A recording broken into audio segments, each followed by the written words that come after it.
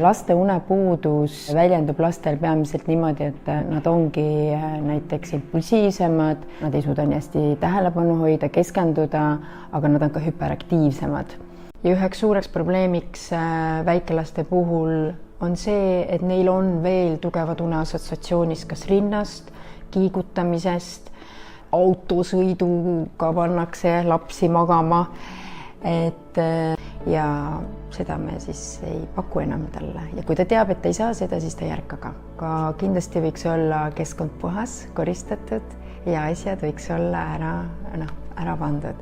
Eriti näiteks suured nukud, suured autod või näiteks suured karvased kaisukarud. Õhtul positiivsed tegevused, arutelud, olemine koos, üks ühele aeg. See on kõige olulisem.